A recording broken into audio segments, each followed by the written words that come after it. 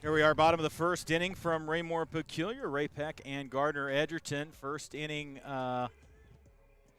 one man on for Gardner-Edgerton in the top of the frame. Got around on a leadoff walk and a couple of Ks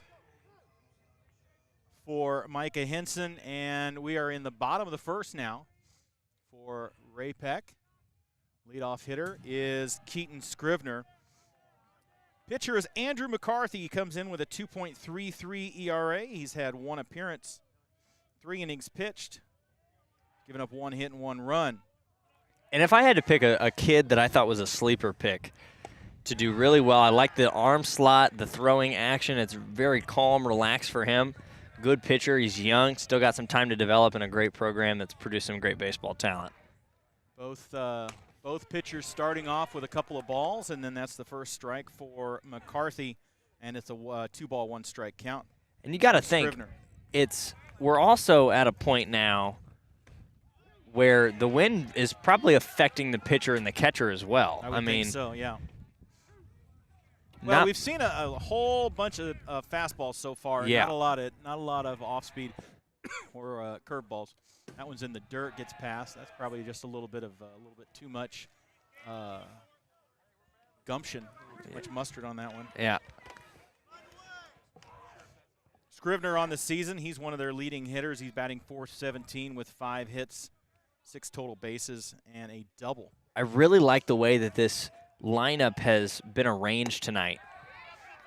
Got a lot of firepower at the top. And for Ray-Pec, another leadoff walk. Not only is it top heavy, but the way that it's balanced, they've got a guy who's going to work walks, a guy who's going to get on base, and then they've got the power alley down the middle of that lineup. Yeah, it's your more traditional lineup. I like it. And what we really see now with this team towards the end of that lineup, it's almost like they're re-upping for the front half, where they're going to put guys who are going to get on base and continue innings. Yeah.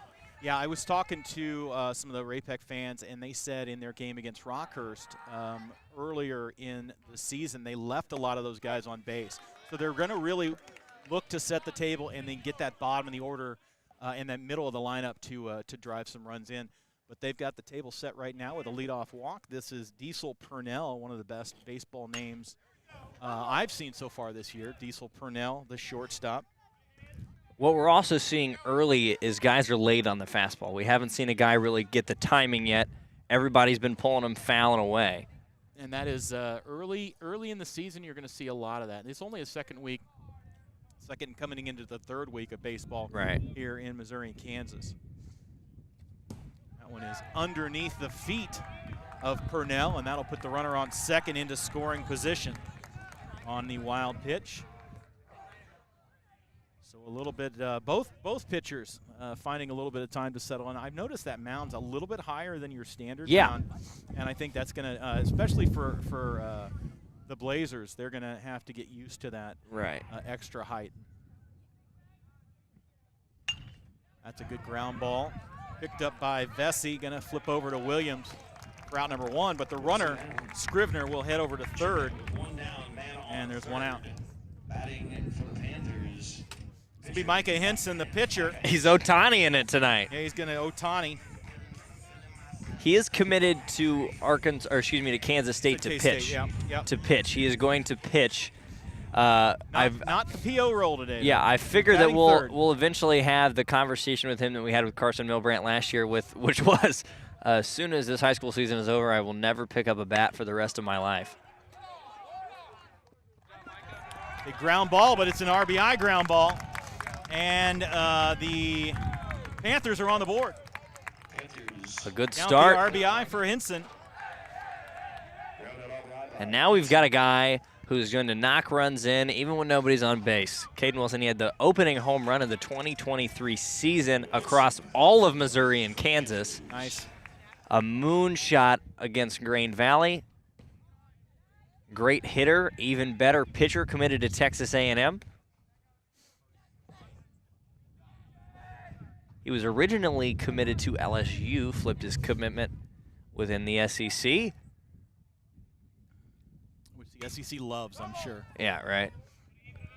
All 712 teams that are in the SEC now.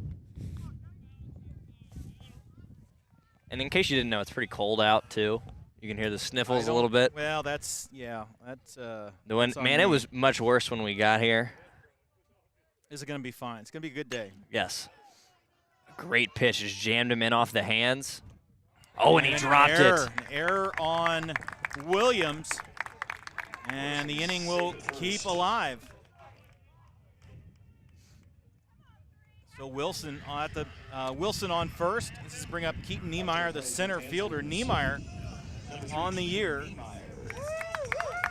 batting .231, 13 at-bats, and 3 hits so far. He's one of those guys we're going to expect to see heat up. Speaking of heating up as the year went on the basketball court, he got a lot hotter as the year went on. Rang a bell. Said his name a bunch. Yeah. Loved his hair, too. He was always a kid with good hair. He had that knee brace on the left knee. You aren't one to talk about hair. We're not going to let that happen. And all of the pitches we've seen McCarthy miss, with the exception of the 2 that he's kind of dirted a little bit, he has been very, very the misses have been good misses. They have not been pitches that are going to just run up the pitch count, nowhere close, spiking them. He's having a very Dylan Cease-esque game where even the pitches outside of the zone are kind of set up pitches.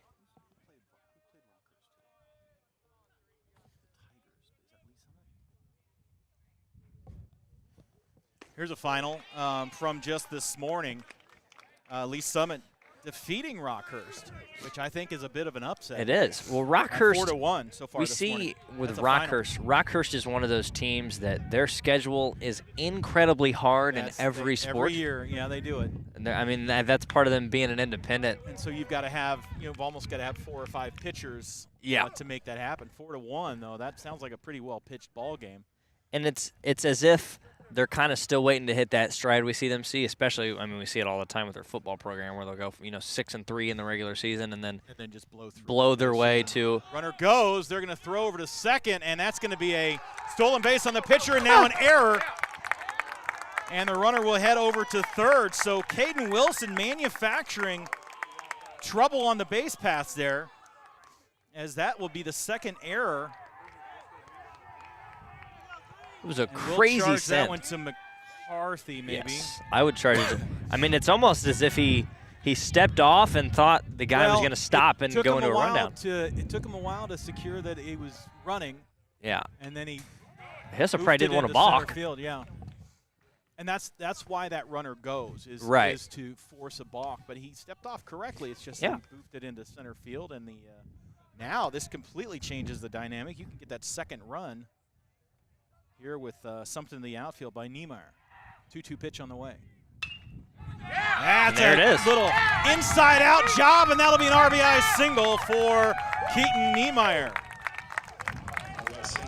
And now we're going to see what McCarthy's made of. This is really the first time this year he's been in one of those big-time jam situations where he's got to battle back, bottom of the first inning. We'll see what he can make of this outing. So an unearned run there. But count the RBI for Niemeyer. This will bring up Johnny Carver, the right fielder. Carver also very good at baseball. We're going to see him head to a Power 5 program as well. This Ray-Pec team has about 6 guys we're probably going to see playing big-time college baseball, being on some people's draft boards. You see a lot of, guys batting .400 in high school, but what you really want to look at is that on-base percentage. Yes. His on-base percentage right now is .714. Yeah. Which is he's got an insane OPS. Quite good. He looks at 2 strikes right there. And these are the guys that they were talking about, trying to drive those in, manufacture runs in the middle of the order. Time called. Carver wearing his football number, I'm assuming. Yes. I don't We're also seeing a lot of, I like what McCarthy's doing here. McCarthy is Scherzering this at bat. He wants to get out of it. He's sitting. Yeah. He's sitting. As soon as you step in the box, we're going to make eye contact. I'm going to come set. Runner Deeks, and I think that got into McCarthy's head a little bit, forced a ball. So it's 1 ball, 2 strikes. And it was going to be a waste pitch anyway, but I think that was a little more outside than he wanted. Maybe we're seeing the effects of, as the wind picks up, something that Ray-Pec has seen on tape, or they've heard that his pickoff move. That didn't look like it was a super polished pickoff move. It was definitely not his A move. Yeah. Trying to keep the runner close. I mean, you've got to. And Ray-Pec continuing to turn up the heat. They're not satisfied with 2 runs here, even with two outs and a runner on first. So they're going to try to move that runner into scoring position. And they've looked incredibly comfortable with 2 down in this inning. Yeah, they really have. It seems as though they got to 2 outs, and then they were even better with 2 outs than they were before that part of the count. Table set by that leadoff walk. Yeah. You know, that puts you in a bind right off the bat. Absolutely. Bad day to be a loose sheet of paper, I'm going to say. Oh, a little. And excuse me job. Reached out and waffled it into left field. And the inning continues. Back-to-back singles by Niemeyer and Carver. Now there's 2 on and 2 out. The 2-out rally continues with Jackson Sloan, the designated hitter. Number 19, Jackson Sloan. They're looking at almost working around the order here. I mean, it's been a great first inning for Ray-Pec. We're really going to see Gardner-Edgerton have to dig themselves out of an early hole. Sloan looking for his first hit of the year. Played in 2 games, 7 at-bats. Batting from the right side. Sloan looks at ball 1.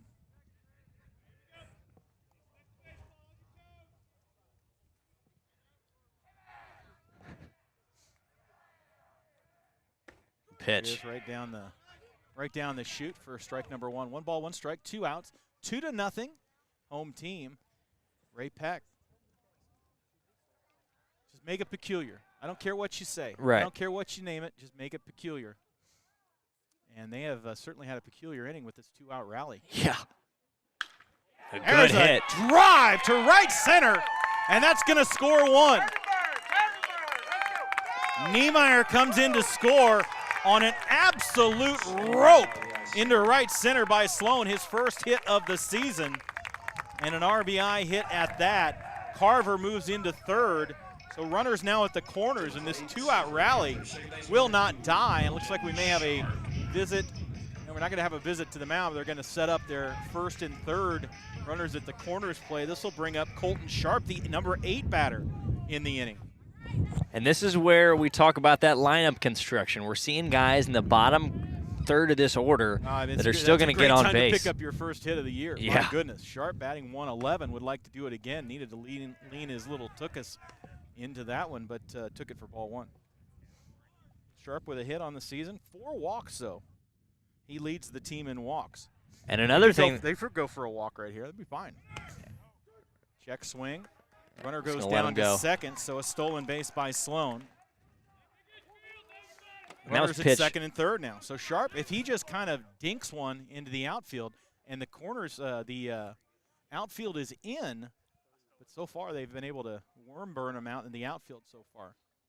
32nd pitch of the first inning coming from McCarthy here. That one's inside. Ball 2. 2 balls and 1 strike. And he's really going to have to turn it up in the second, third, and fourth innings if he wants to stay in this ball game long term. Absolutely. 2-1 the count. Usually your pitch time of your pitch count where you really start to get concerned in one particular inning is 35. I think this will be his 35th pitch right here. 2 balls, 2 strikes, 2 outs, 3-0. And they've already got activity in the Gardner-Edgerton bullpen. That one is missed inside. Count is full. So the leader in the team for walks. 31, 30, 13. Okay. Fouled off. The inning continues. These guys are going to battle, man. They are. Jaden Good is up in the Gardner-Edgerton bullpen.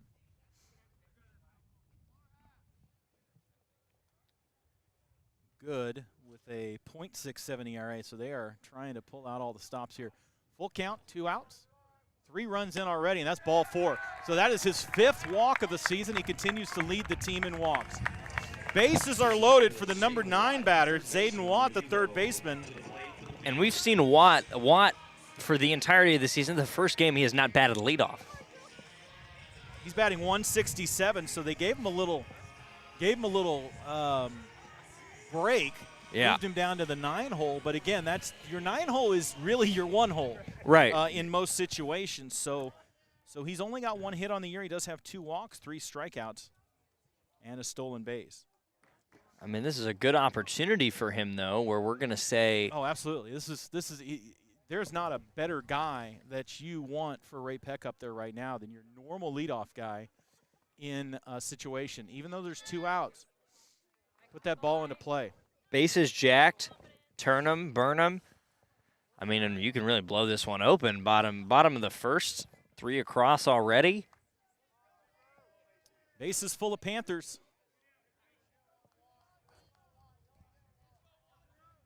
And the pitch on the way after the set. Right Good down pitch. The middle for strike number 1.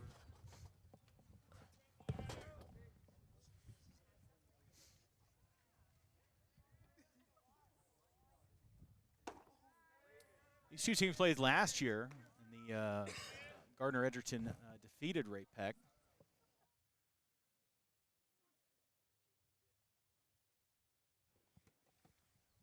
One on the way, missed high and inside, 2-1. And he's not missing by much. He's right. Just missing by a little bit. He'll get that dialed in, but you want to try to survive the inning. Yeah, he's got to dial it in pretty quick, or else his day's starting to kind of dwindle. Up on 40 pitches now. Missed It's a the good outside pitch. corner. 3-1 now. And now let's say that Gardner kind of falls behind and they don't falter. That would tie the amount of losses they had all of last season, 19-3. Jeepers. And that 3rd loss was in the postseason.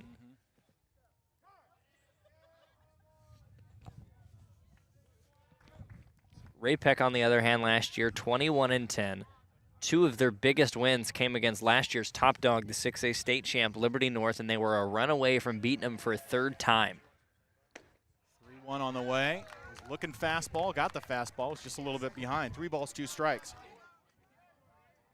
Big pitch on the way, runners will be going. 3 runs in the inning so far, bottom of the 1st. Here comes a full count pitch. Grounded Good battle. to the right side. This is a great battle. Again, on top of the 3 runs, you've also seen a ton of pitches. And so that is only, and the entire lineup now has batted. So and I think it's gonna be huge. Yeah, and I think now the pitches are a little bit more important than the 3 runs. You can make up a 3-run deficit. This is high school baseball. There's so many ways. Runners go, and he walked in a run. So many ways you can make up now 4 runs, but what you cannot make up is the fact that your starter has thrown 47 pitches, and the call to the bullpen comes. Yep, there it is. That's going to do it as Andrew McCarthy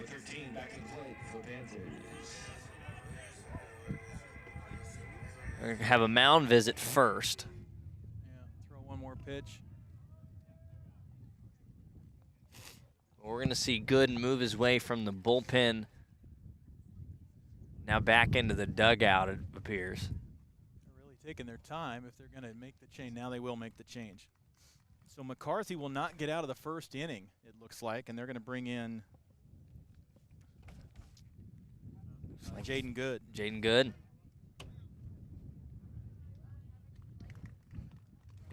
And just not the afternoon McCarthy was looking for. Good pitcher. Just probably his lone blow-up start he'll have this year. It's the Metro Sports KC pitcher's curse. Curse of death. Now we've had in every baseball game of the week we've done, we've had an ace. Runner chased. Yeah, an ace chased. An ace just go down. I mean, last year we had every game that I called that had Olathe West in it, their pitcher gave up 10 runs. They gave up 10 runs twice all year. I don't think Olathe West is going to have us back out, quite honestly. I know. I mean, it's just, it seems like every time we can not seem to avoid a pitcher having a no good, very bad day. Well, he was also the victim of maybe his own circumstance as well, as there were 2 errors given up, 3 hits. I mean, that what was it, an E5? 2 walks and a strikeout. No, there are no strikeouts, yeah. Yeah. An E5 and an E1. That E5 really changed the entire complexion of the inning. Yeah. Because that would have got him out of it. And then at that point, I mean, it's a 1-0, maybe 2-0 ball game. Yep. That was when Wilson It was late on one. It was late on one, and they had him dead to rights, but the ball scooted under Dawson Williams' glove. So this will be the top of the order now. Keaton Scrivener, who reached on a leadoff walk and was driven into score on a Micah Henson ground out. The lone earned run of the inning. It's 4-0. And he shows bunt. That is really low, but it's called for a strike.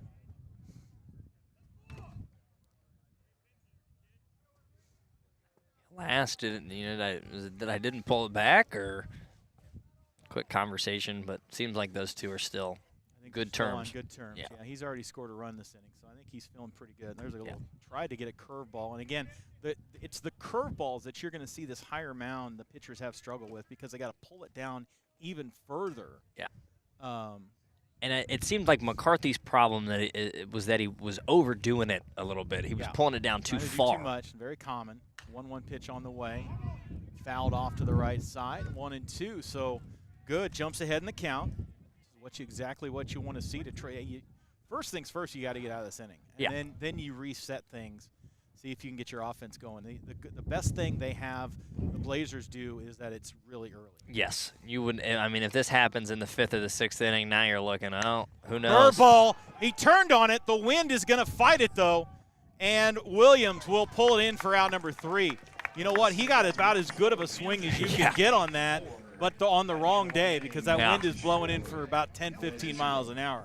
So we're going to take a break. 4 runs on 3 hits, 2 errors, and 3 left. We'll head to the top of the second. It's 4-0. Raymore Peculiar.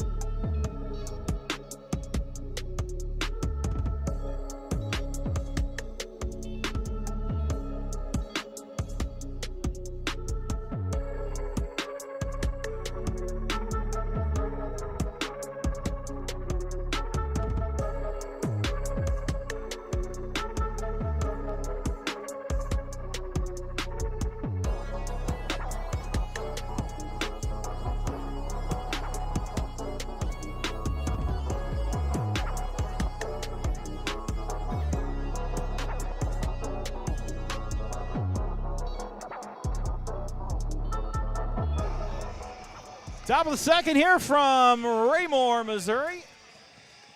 The land of Ray and Moore. So I've got a question. Second This is my yes, sir. This is my one lone question. So we talked about when we were down in Lee Summit doing Lee Summit Liberty volleyball. Mr. Lee. Mr. Lee. L-E-A. L-E-A. Right? Was it M-O-R-E or M-O-O? It was M-O-R-E. So there's really this is our second town that we've been in that there's been some level of misspelling to the name. So it's Ray Moore. No, I'm sorry. The Moore was M-O-O-R-E. Yes. Yeah. So the correct Ray version. Moore, Okay. R-A-Y-M-O-R-E. It's just Moore. Moore Ray. Well, ink really was at a is what premium it is. back in the day. Obviously, you got to shave that off right there. It was a very quick top of the first for Gardner-Edgerton, and they are wanting to. They've really got now their backs against the wall. This is Logan Groh, the shortstop. He's the number 5 batter, and he heads up to the plate. He is batting. He's looking for his first hit on the season. He's had 9 at bats so far. 1-1 count from Micah Henson. Popped up high sky today, and second baseman gives chase, but that one will find the bullpen, and now it's 1-2. So Henson working ahead. He gave up a leadoff walk, as did McCarthy, but they were able to erase it with a couple of strikeouts. They did have a sacrifice bunt, so they were playing small ball, and Ray-Pec, really the benefits of those 2 errors, put the 3 extra unearned runs on the board for this 4-0 ball game. And what we haven't seen is Gardner be able to catch up to the fastball yet. We kind of saw Ray-Pec as McCarthy got up on pitches, and there's one. Yeah, he got on that one. Got him. Yep. 6-4 on the putout. Logan Groh is retired for out number 1. 6-3 on the putout, rather. Yeah. That was the first time we've seen them catch up and put that fastball in play. Now that we're seeing that. That's a promising sign for their chances to start getting on base, bring guys across in this one. Yeah, that was a swat for sure. They just had him played correctly. This is Carson Hilton, the left fielder. Hilton batting .333 on the year with a couple of hits, a walk, and a couple of RBIs already on this young season. 1-0 pitch on the way at the knees. That's been his best pitch so far today. That kind of bottom of the knee, right on the outside black. Bayou. A couple of his strikeouts right there. Yep, and he threw it right there again. So it looks like he's able to place that whenever he wants. He is in control so far. Oh, the nasty breaking ball. That was ugly. And his third strikeout of the day. And now what I'm thinking is that we're going to start to see Henson start working the zone high. He started to work guys low. Now he's going to work to change that eye level, bring it back down. Especially on that second time through the order, really just at the 7th batter through the order. So he's going to try to carve up Williams. And that pitch misses outside. That's the opposite side of that pitch, and he's not getting on the right side. But McCarthy wasn't getting it either, so. Yeah. And now a 2-ball count on a quick working Micah Henson. No pitch clock problems here. Right. There you go. There's your eye level changed a little bit. 3-0. Now he'll have to work all the way back. 4-0. He does have a nice gift of 4 runs to work with. He's got a cushion. Yes, he does. This is not you don't need to give him, I mean, he gave him a fastball there, but that's a 3-0 count when you've got a 4-run cushion, or a 3-1 count even. This is not a guaranteed fastball right down the pipe pitch. I mean, he's going to throw it to him anyways and say, please try to hit my 92-mile-an-hour fastball. Yep. 3-2 pitch on the way, 2 strikes. Right on the inside part of the plate, just a little too far inside, and that'll be his second walk of the afternoon. Now we have DH number 14. And this will bring up Grayson Roten. Roten on the year, batting .143, has 1 hit, 1 RBI, and a walk. Roten out of the 8 hole is the designated hitter today.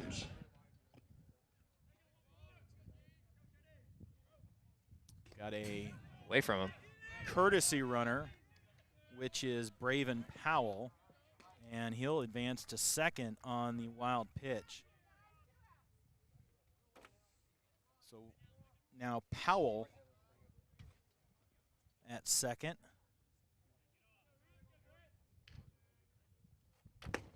That one's in there for a strike. Kind of taken all the way after that walk. And they're going to try to drive in Powell. I'm not sure that you wouldn't see Powell try to take third here. Pitch is high, 2 balls and a strike. Powell is skitterish. He is runnerish out on second. He is looking to take third and try to get that first run on the board for the Blazers. Blazers on the year, 2-1. Ray-Pec 2-2 on the season. That one right at the knees. The strike all day. Good pitch. Now 2 balls, 2 strikes, 2 outs.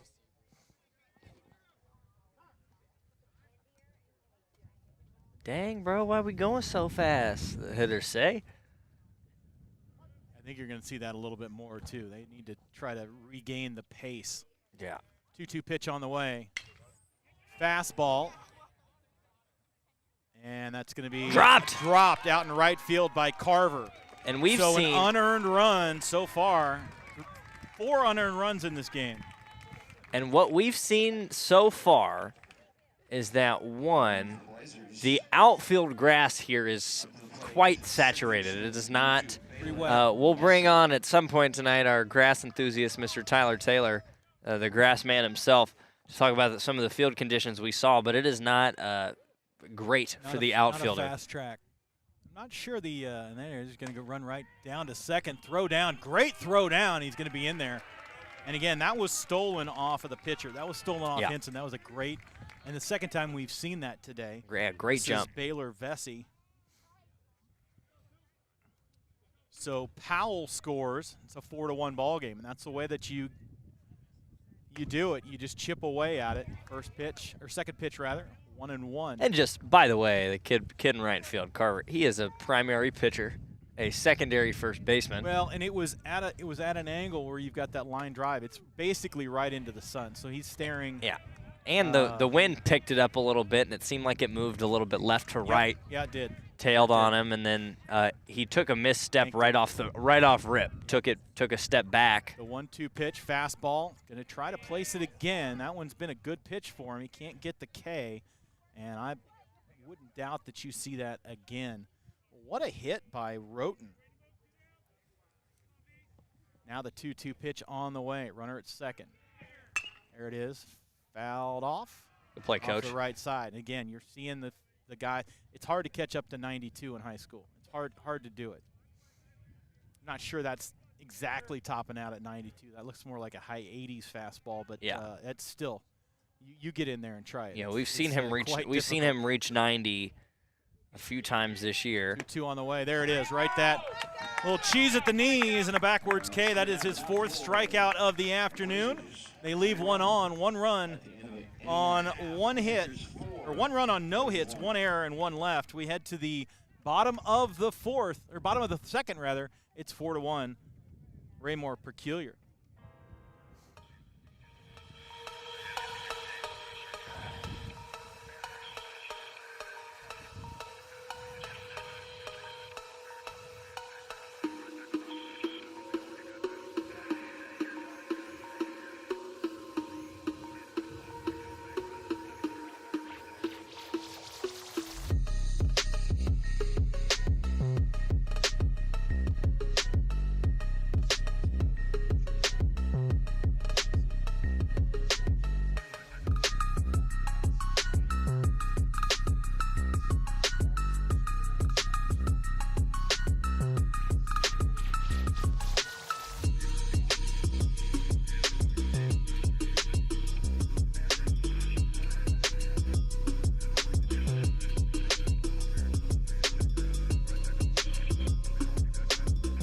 Back inside Ray-Pec baseball complex. Beautiful complex. A 3-field complex. Some batting cages. That's a good and a traditional infield and outfield. I like it a lot. Yeah, we need to get the grass man on at some point. Talk about we're going to talk what it takes to get this place working. This is good stuff. We're going to talk probably in one of the stretches. Probably next time we see a pitching change. But just while we're at it, while he's at the dish, Diesel Purnell. Remember last year when we watched Jackson Lovich play, and we said, there's another Lovich. Also good at baseball. Or there's another Lovich here, and he's probably going to be the best one. That's how I feel about Diesel Purnell. I think he's probably got a really good shot to be one of the best players on this Ray-Pec team in the state of Missouri and make himself a great prospect. Just a sophomore, his list of Division I interests have Alabama, Vanderbilt, Texas, those kind of schools, you know, the blue bloods of baseball kind of deal. And I mean, not an out, but 3-1. All right, it's okay. Hey, we're all excited. Hey, you know what? When game of the week comes to town, we all get a little bit excited. We all get a little bit of little extra juice. The 3-1 pitch on the way. That one misses high, and a leadoff walk. Second inning in a row, second pitcher in a row to give up a leadoff walk. This is Jaden Good's first full inning of work. He got one batter, Keaton Shrivner, out in the bottom of the first, and now Diesel Purnell will head down to first, his first time on at bat. Micah Henson, who had an RBI in the first inning, he stands in there. He ground out to score Shrivner. Good pitch. And again, you got that 4-1 lead. The first thing that Ray-Pec wants to do right here is get that run back and keep that pad at 4 and then maybe even get a little bit larger. Not even that, but you can stay patient. You don't need to be, you know, overjoyous, and now they see a pitcher who's got a little bit of a better pickoff move. You might want to stay a little bit closer to the bag. But we're going to see these Ray-Pec hitters still kind of dig in, stay calm. They're not going to chase. We haven't seen a lot. That's another good pitch. A good take, a major league level take there for Henson. Finds himself in a favorable count.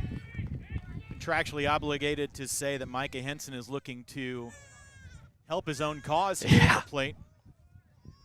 So they teach you that in play-by-play school. It's the first thing you got to say when a pitcher's at the plate. Swung on and missed. Good swing. And nice, took a little bit off that, did good. And a 2-1 count. Henson grounded to the second baseman. And, you know, the other day, watching Belton, we saw the I love umpires on the back of the catcher. Henson has a a shin guard that says PO on it. Yeah, I like it. I love it, man. I love the accessory game stepping up. Yeah, I like the stuff that you can't just get at Dick's or Academy. You know, at a random sporting goods store that does not sponsor Metro Sports Kansas City. Inquiries are open for all interested. If you work for Dick's or Academy Sports and would like, get a hold of Brennen at metrosportskansascity.com. That's with 2 E's, no A's in this Brennen. Well, I mean, just one E at a time. Yeah, but yeah, swung on and missed, took a little bit off it, and that is the first strikeout of the afternoon for Jaden Good. Big strikeout right there. Out number 1, Caden Wilson, who reached on an error and scored on an error. Part of that 4-run first. And he is probably the best player on the field at any given point for this Ray-Pec team this year. I think a lot of guys have a lot of potential, but he is a 4 or 5 tool player right now, and he's going to be dangerous when we see him put on that Texas A&M uniform. We're going to see him in June at this All-Star baseball game. I'm almost convinced of it already. He was an invitee last year, was unable to participate, but was honored as an All-Star. That was a really cool event. We've got the date set. We've got the facilities working on it. And if you did not get out there last year, we had a great crowd, too. Ground ball that almost looked like it went off his foot. Yeah. But it was rolled foul either way, and he's down to the count 0-2. It almost looked like it kind of hit that lip of the grass where it turned and rolled over a little bit. They need a grass guy. That's what they need. We got one. We got one on standby. We got a grass guy on standby. We got everything. We got a camera guy. We got a grass guy. A producer guy. We got a guy in a nice blue suit over here. Who's that? Be you, mister. I look good today. Pitcher's best friend? Well, it's not going to be 2, but they'll go ahead and get him out on the 6-3 put out. Runner will move down to second. That's Purnell. And there's 2 outs for Keaton Niemeyer, who reached and scored. Got an RBI. And he was the guy who really started the rally. We saw him on a 3-2 count, kind of push one into right field, and that got this Ray-Pec unit going. And that was all these the 3 unearned runs were all with 2 outs. Yes. Ground ball over to the second baseman. Tough. Vesey. That's where you got to play that lip, and that's a good play by Vesey. And a much quieter bottom of the second than the bottom of the first. We will head to the top of the third here at Ray-Pec. It is 4-1 Panthers. Let Ashley Dwyer give you the latest information on the housing market and provide you the Mark Home Buying Site.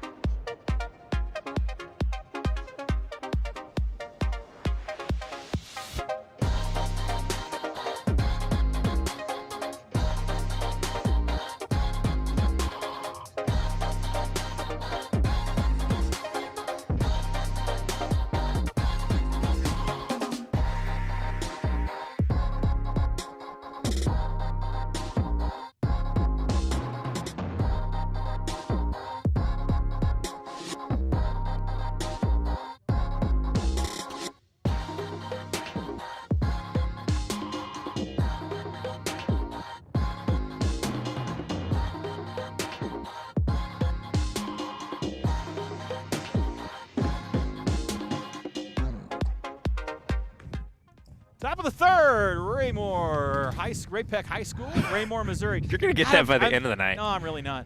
4-1, top of 3. We'll see the top of the order for the Trailblazers. Williams, Butash, and Williams. Williams And just 37 pitches into the day as we head top 3. Williams walked to lead off the first inning, was stranded. He did make it to second on the Butash bunt. Sack bunt there, but they are in a 4-1 hole here, top of 3. Third inning of work for Henson. Henson has been effective and efficient. There's the first pitch strike. And he's found that spot in the bottom part of the zone. Yep. That one now is even a little bit lower. So we're at like the hit it, I dare you point. Yeah, that's good stuff. 0-2 is the count. Yeah, Chris, I bought a 1-liter Mountain Dew on the way here, and I don't know where I set it. Very sad. Set him down on strikes. Tough. Yeah. I'm sorry about that. While I look for your Mountain Dew, we will let you know that Cooper Williams is struck out. You mean redacted soda name, as they do not sponsor the Metro Sports KC. If you work for Frito-Lay and you want to sponsor us, please give us a call. Or I guess that's PepsiCo. Yeah. Close enough. Boy, he's filling up the strike zone so far. That's 4 straight strikes for Henson. Butash looks at strike number 1. The 0-1 here. Curveball. That's a nasty pitch. Pitch was illegal in 37 states. That's his first best pitch, best curveball today. And that one is just and they called it. You know what? And I'm gonna keep my voice down a little bit. I think the catcher blocked that strike. He just got yeah, that was I don't think that the umpire actually rung him up. We did for as passionate of the 3-0 strike call. That was fantastic. You don't see that very often. So back-to-back Ks. That is the 6th strikeout so far of the day. And we are just in the 3rd inning. Chris is going to write down the strikeout, and by the time he writes down the strikeout, he's going to be in a 0-2 count. Well, it's you know what this is? We are 2 pitches away from an immaculate inning. Oh, you can't say that now. You can't say it until it's over. Knock on wood. I'm just saying. Knock on wood. 7 straight. There's 8. Uh-oh. I have never seen one before. I haven't either. We're waiting on it. You got to go heater. You got to. Freeze them. Same pitch you've got all night. Oh, there it is. Oh, we were a pitch away from an immaculate inning. Oh, well, that's all right. Yeah, that was pretty cool, though. Still 0-2. Still ahead in the count. I've never seen one before. So sad. Only seen them on highlights. The 0-2 on the way. That's another foul ball. He's battling at least, hey. Yeah, he really got a hold of that one. So he is catched up. He's caught up. He's caught up to that fastball because you hit it straight back. Now let's see if he brings a little Uncle Charlie action here. Yeah, he's shaking. He's shook. And he went there. Oh, he pulled the string on him. Charlie. And it ends up being all strikes. He threw 11 strikes in the inning, but not an immaculate inning. We'll see what we can do next inning, but that's 3 straight strikeouts, struck out the side. K number 7 on the day for Micah Henson. 3 up, 3 down. We head to the bottom of the 3rd here at Ray-Pec. 4-1, Ray-Pec.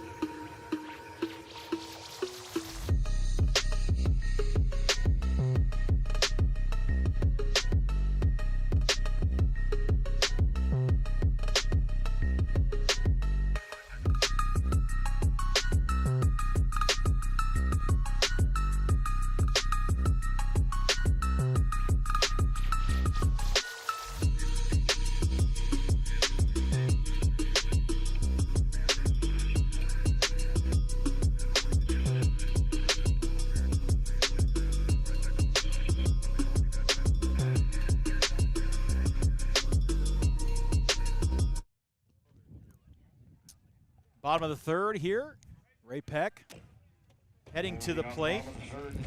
Gerald's asking for an interview. It's all right. Hey, in the middle of the inning. I love it. Hey, this is why we employ Gerald, because he's a go-getter. We don't need him right now, Gerald. Got the Baby Shark walk-up music. Johnny Carver singled and scored in the first. Second inning of work for Jaden Good. Actually, third inning of work for Jaden Good. He got an out to end the first after that 10-batter first inning. He's looked good so far. He's got a strikeout. Only allowed one base runner so far in his 4 outs of work, inning in the third. Are we about to... Gerald's like about to pull him on air in the middle of an inning. It's all right. Hey, they do that at ESPN. We'll go hand him a mic. I mean, they do that at the mothership. You mean the broadcast entity that does not sponsor Metro? Right, yeah. If ESPN, hey, if you're listening and you want to sponsor us. Ground ball over to the second baseman, Vesey, over to Williams, 4-3. Been a lot of 4-3 putouts today. And Jackson Sloan will be at the plate. What's the update on the Jeremy Jones interview? He'll be here at the end of the inning. Oh, that's fantastic. You doing that or am I? Well, you want to? Go for it. You're all dressed nice. Let's throw you to the wolves. Bless your heart. Jackson Sloan. Tell me what you know about Jeremy Jones. He participated in the College World Series. He's the owner of Building Champions baseball group, and he graduated from Ray-Pec. What team drafted him? It is a team that would not be fun to pitch for. Oh, 3 I'm looking teams for drafted one. him. Looking for one. Rangers. I don't believe so. I know the Rockies. Yeah, the Rockies is tough. That's a tough field to pitch at. Tough deal. Curveball. Nice job spoiling that pitch. 1 ball, 2 strikes, 1 out. 4-1 the score. Ray-Pec, much quieter second inning than the first. 1 out here in the inning.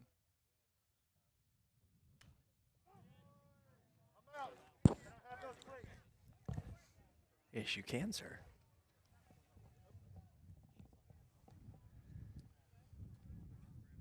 Sloan singled and also scored. He actually had a stolen base in the first as well.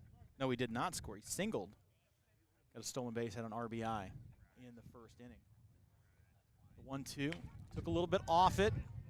And a good spoil. We got a good little battle going on with Sharp and Good. And Good is good.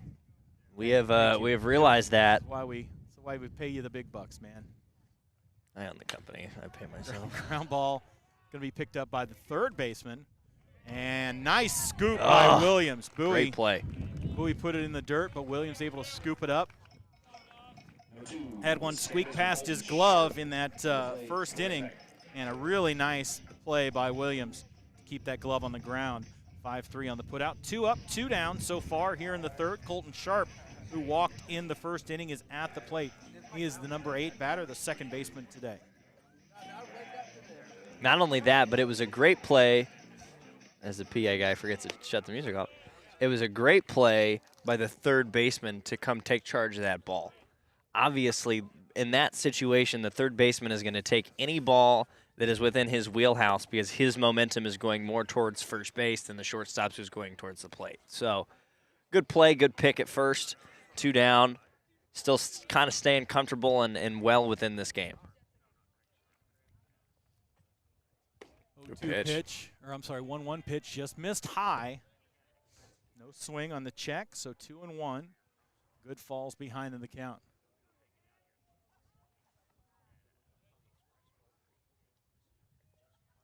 Good pitch. In there for a strike, 2-2. Really, really good location on that fastball. 2-2 the count. Sharp at the plate. Hanging on to a 4-1 lead. Good. Laced into left. Good hit. And He just finally. he fouled off enough to where he got a hit that, or a pitch that he could hit, and a 2-out single. We'll bring up Watt. All right, I've got some scores from you from around Kansas City today. First, Blue Springs South, number 6 or 5. They take down Francis Howell 7-0. Smithville back in front of 500 as they beat Logan Rogersville 10-4. Aquinas beats Branson 13-0. Blue Valley West handles Harrisburg 17-3. Liberty North handles Kickapoo 12-2. And Lee Summit over Rockhurst 4-1. We've got a couple in progress. Liberty North leads Rolla 6-1. And William Chrisman leads McDonald County 1-0. Got plenty more on the day. 27 games on the spread in Kansas City today. We'll keep you updated as we get those into the booth. Liberty North going to lose anything this year? They've already lost 3 games. They lost. They dropped the series 2-1 to Lee Summit West.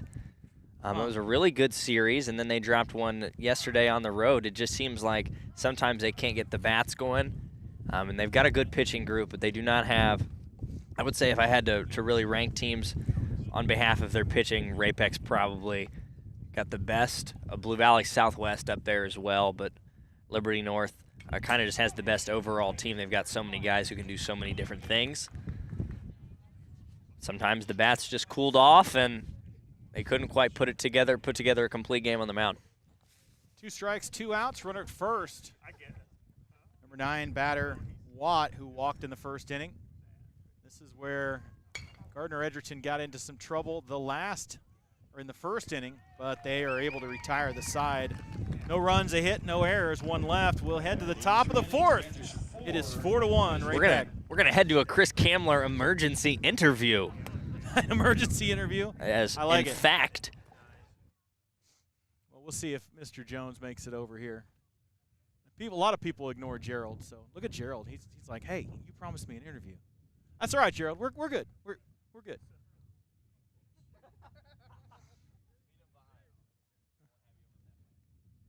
Mr. Jones, I'm Chris. How are you, sir? Just pop that on right there. We'll get him here in a second. Yeah, absolutely. Take a second to interview Jeremy Jones. You were honored as the honorary coach today, and you're actually doing some coaching, so we like that. You just didn't, shaking babies and waving hands. You were actually getting the job done. How's Ray-Pec look so far today? It's awesome to be out here and watching these kids play. Long winter, it's a little chilly still, but that's baseball in Kansas City, so it's just a blessing to be out here to watch these guys play, and they're off to a really good start. Had a really good first inning. Just fun to get ahead right there and get some runs. Now, you're a Ray-Pec product. You're obviously strong ties to the community and strong ties to baseball with your Building Champions group. What does Raymore Peculiar Baseball mean to you? It's pretty awesome. It's surreal to be out here. Actually, this field was built in like '95 when I graduated, so I actually played on this field the first year. And we were really excited to have our own field because we used to play down the street at the local park. So it's fun to be out here and be a part of this field and this community. It means a lot to me to just come back and give back to the community whenever I can. Spent a lot of time on the road and then coming back and then getting some good memories going here today. Now, we've talked throughout this morning as there's a ground ball by Bowie. It's going to be for out number 1. We've talked a little bit this morning about how Ray-Pec has probably one of the best pitching staffs in the metro area. You coming out of Ray-Pec in your career, how much work really goes into to these ball players to try to build up to be at that high level? There's so much work. Micah Henson is on the mound today, and he's plays for Building Champions, our academy, in the summertime. And just watching his body of work in the offseason, committed to his body to get it stronger. He's having a good day today. The 3 lefties on this team that are really good pitchers play for us in the academy in the summertime, so it's fun to get out here and see them early and throwing strikes in some cold weather. But yeah, the body of work that these kids do to get ready for baseball is pretty amazing to watch. And he could field his position too. Did you teach him that part as well? We got Josh Smith behind us here. He's the pitching coach at Building Champions. He made it to the big leagues. He would be very happy about that. I'm sure he's get excited to field this position right there. We were joking because he's got an Evo shield on his leg when he bats as pitcher only. So he knows that his time at the plate is probably short, but he's at least getting the most of it while he's still able to swing the lumber. So that's good stuff. I like that a lot. Yeah, he gets on a so-called all-star team in the summertime, and those kids are going to go play college and professional baseball, get those at bats. But he knows his place in the summertime. But he's such a strong kid that, he's such a strong athletic kid that he gets an opportunity to come out here and hit. So it's pretty fun to watch. I'm just glad he has an elbow guard on his left arm. Absolutely, keep it protected. Exactly. The Gardner-Edgerton and Ray-Pec have obviously this long tradition, and there's a strikeout right there. We're going to keep it here for just another moment for Jeremy Jones. Obviously, with Bubba Starling coming out of Gardner-Edgerton, he was a building champions kid as well, right? Oh yeah, Bubba I've known him since like the 6th or 7th grade, so he's 30 years old now, and just these kids become family to us, and when they play for us in the summertime, and they continue to come back when they play college and professional baseball. So we are basically a big family, and I've known Bubba for so long. It's so fun. We got called yesterday to do this, and it's such a good opportunity to come out here and spread some love to our community and obviously grow the game of baseball. Well, and these are communities that absolutely love their baseball. You saw the Gardner-Edgerton folks out here tailgating earlier, and Ray-Pec. I mean, this is a really, really good crowd on hand today, and you should feel very, very, very proud about what baseball means to the Ray-Pec community. Absolutely. It was really fun. Me and Bubba walked in the same time, and I saw the tailgate out there. I was like, wow, that's really cool. It was Gardner-Edgerton people, and I was like, Bubba, you got to go over there, man. That's your people. that's your folks right there. Yeah, exactly. I think if he had a jacket on, he would have went over there, but he got the jacket when he came here from the coach, so we were a little cold walking in. I like it. Well, I hope the season continues to warm up for Ray-Pec. Thank you for joining us today, man. I appreciate it, and good luck. And thanks for coming out and honorary coaching for us today. This is awesome. Yeah, thanks for having us. We're just pleased to be a part of these communities and grow the game of baseball. Really fun to watch the kids play today. Jeremy Jones, former went to the College World Series and owner of Building Champions. Thanks so much for joining us today, man. Thank you so much. Appreciate it. We'll head to the bottom of the 4th here after the 8th strikeout by Henson. Great interview. Great job. Well, we do what we can. Wonderful. Listen, that was perfection. We've got the guys like Jones.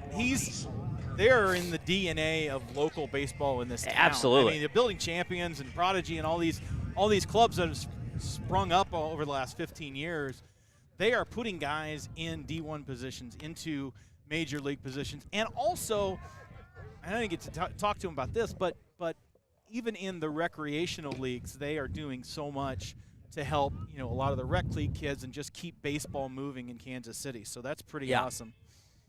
Keaton Shrivner grounds out for out number 1. This will bring up Diesel Purnell.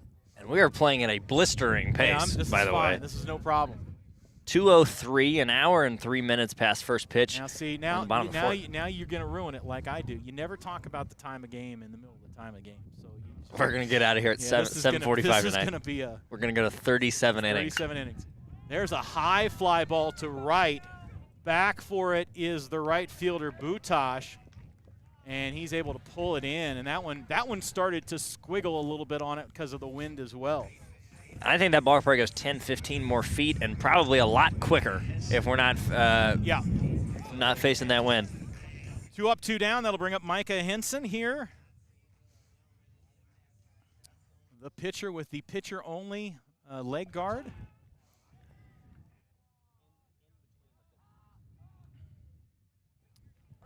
Two outs, bottom of the 4th. Ray-Pec been held quiet since Good hit the mound.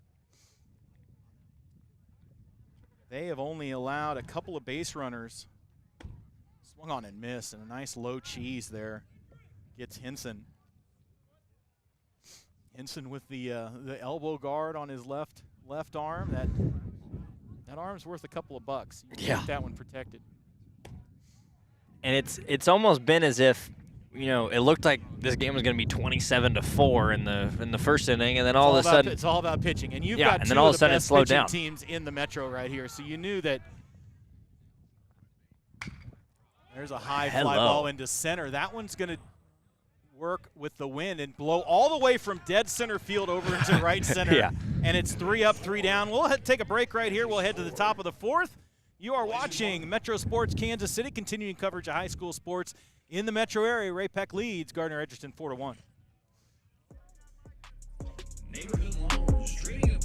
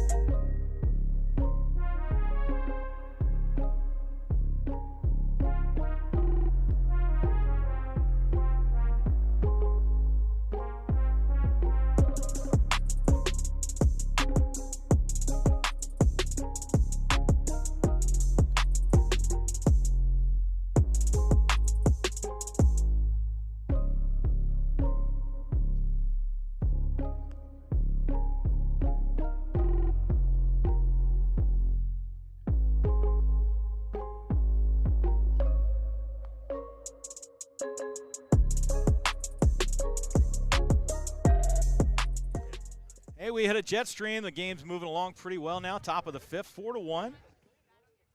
Ray-Pec on top of Gardner-Edgerton. The Panthers on top of the Blazers. Micah Henson hits to the hill for his fifth inning of work. He's sitting at 53 pitches and 8 strikeouts so far this afternoon. What a tremendous performance by Henson. Pitch misses low for ball one. I want to talk about efficiency. Yeah, that's pretty 54 pitches now. Pretty good. 4 innings, that's not bad. That's a good pace to get through a 7-inning ball game. Hey, shout out to our producer, Gerald Lewis, who's Yeah. over here. Absolutely just hustler's got to hustle, and that's what Gerald is. Gerald is a guy he's going to get you the interview. He's going to chase them down wherever they are. I think we're going to have Bubba Starling here next inning, but is it true that he chased him down in the restroom and said, "Hey, Bubba, we got to have you on Metro Sports Kansas City." There's a foul ball into the bench. Yeah, let's hope they don't hit Bubba first. Yeah, don't hit Bubba first. That's don't need any more injury issues there. So 2 balls, 2 strikes, top of the fifth. You know, we can say that Bubba may have not panned out as a baseball prospect I think he's doing just fine. as Royals fans, but he's worth about $9 million more than anybody else here. Yeah, absolutely. 2-2, nice little battle going on. He was a with great athlete. Tucker Williams, the catcher. He walked and scored in the second inning for the Blazers' only run. 2-2 pitch, misses high. It's one of the first wild ones we've seen from Henson today. And the count is full. Still wind. It has warmed up probably 5 degrees, probably about 55 degrees now. Wind in from center, ground ball, shortstop. Lays back on it is Purnell. Going to have to make a strong throw, and he does over to Wilson. He is a Division I shortstop, so yeah. I was not surprised that throw was a rocket. The reason that they lay back on that is because they don't want it to hit the lip and then go over their head. So yeah. that's him playing the field. If that's done at one of the artificial fields, that's the ball's dying. You're gonna charge on that a little bit more. But 6-3 on the putout. This will bring up Grayton Roten. He reached on an error in the second inning.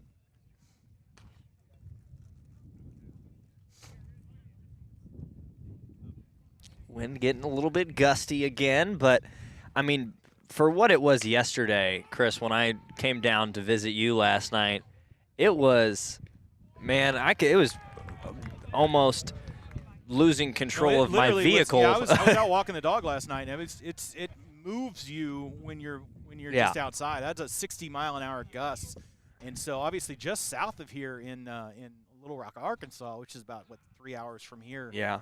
They had all kinds of tornadoes and all kinds of stuff. It just missed us over the east. So if we're playing in Lee Summit right now or playing in Columbia, I mean they were affected by it as well as was that whole corridor over between Chicago and Little Rock, Arkansas. And 2 we outs saw in the top of the fifth. and we saw a lot of the games last night that were in Springfield. I remember right before I was leaving my house to come down to you, seeing the games were in rain delays, and it was, 9 o'clock. Yeah, you're not going to get those games back started. I don't know what they were trying to I was like, really, guys? Like, we've been in a rain. Like, get them out. no, I think it was one of those tournaments where there's like an 8 o'clock nightcap. Bang that thing. Landon, There's a line drive into center. That'll be a 2-out hit for the number 9 batter, Vesey. Landon will remember the time that we went down to Lawrence Free State to catch Liberty and Olathe West. That game started at, 9 o'clock?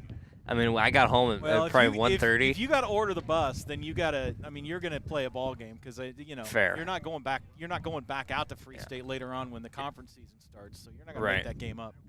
Well, and it was because Mays and Blue Springs South played before, so they'll start that at bat with a strike.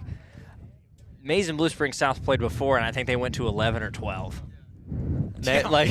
Oh no, that's we had 4 double-header rule, man. Game 1's always going to go long. We had a 4-hour, it felt like, prep time for that game. We we went live thinking in the bottom of the 7th that we were going to be fine, and then all of a sudden, we had a 47-minute broadcast of just the game before the game. Yeah. Top of the order here, Cooper Williams has a walk and a strikeout so far today with a runner on first, 2 outs. Top of 5, 4-1. Gardner-Edgerton trying to push across a couple of runs here. Stay close to Ray-Pec, who is, it's just been all about pitching today for Ray-Pec. Misses outside, and down into second will go Vesey on the stolen base. And now it's interesting. With the way that the wind is blowing. Poke one out into right center, and that's going to go. Yeah. The way the wind is blowing, I think if it goes into right, I'd hold him. If it goes anywhere except right, I'd send him. You got a strong arm and right. No matter what. You got a strong arm and right. Everybody's shallow, so you're shallow already. He's got to get out of this at bat first. 3-2. Swung on and missed, and he does. That is his 9th strikeout on the day, first of the inning. So they strand 1, no runs on a hit, no errors, and 1 left. We will head to the bottom of the 5th. And it is 4-1, Ray-Pec. Wildwood Boutique. If you have not had a chance to stop by your local Wildwood Boutique, what are you waiting for? Wildwood features local.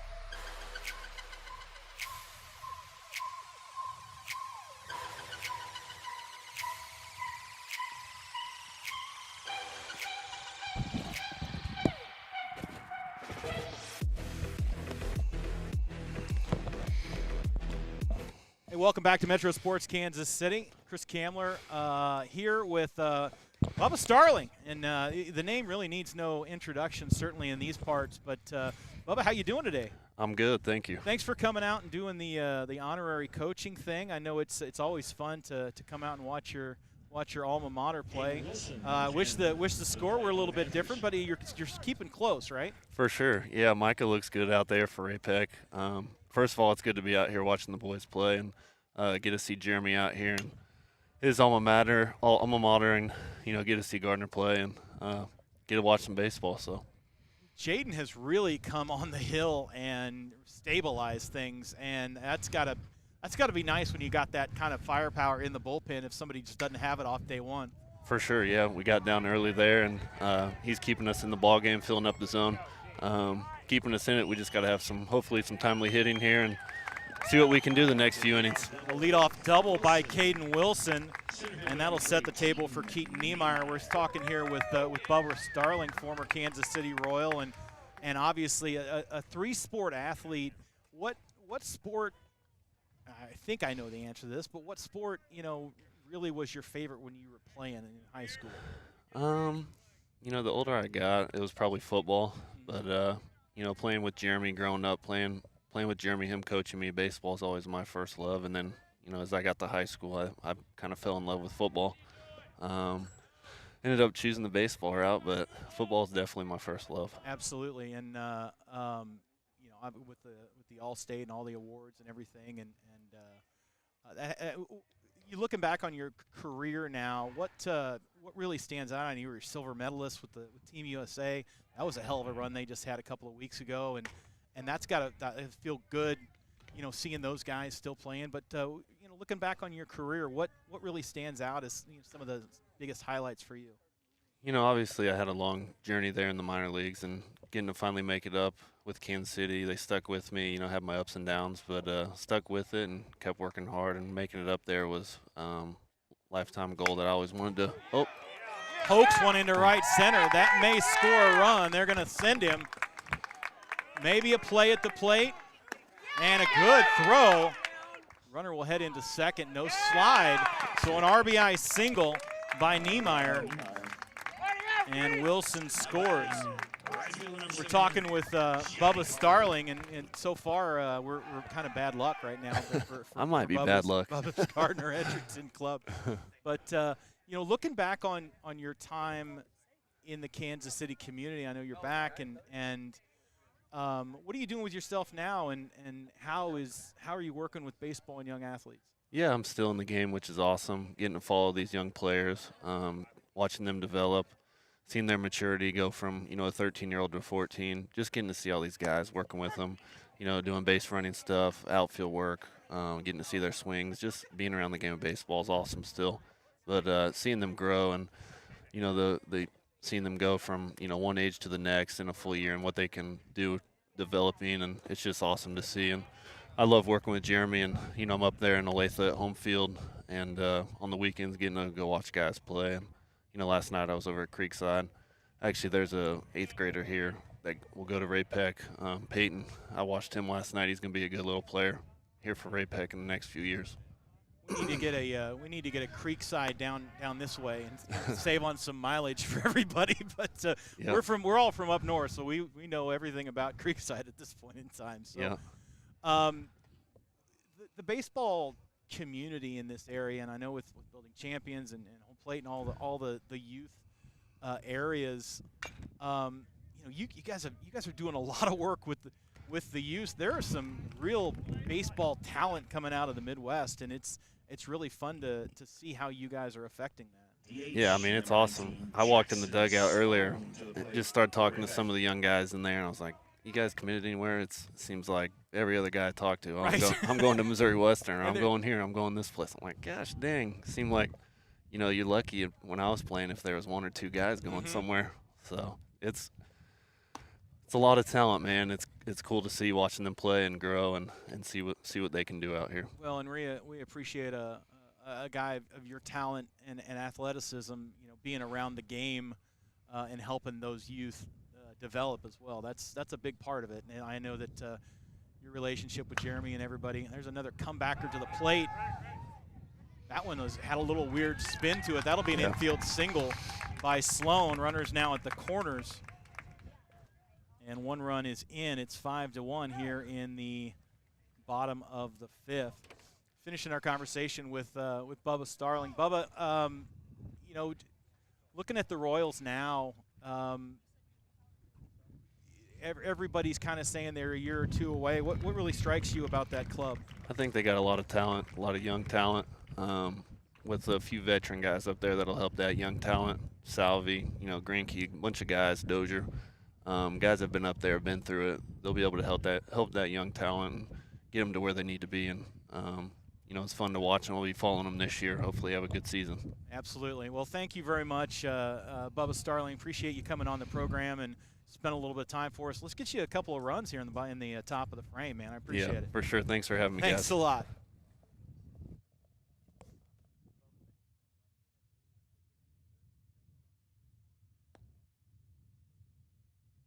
Pitching change here for Gardner-Edgerton. Jensen in the pitch for the Blazers. That'll bring up Eli Jensen.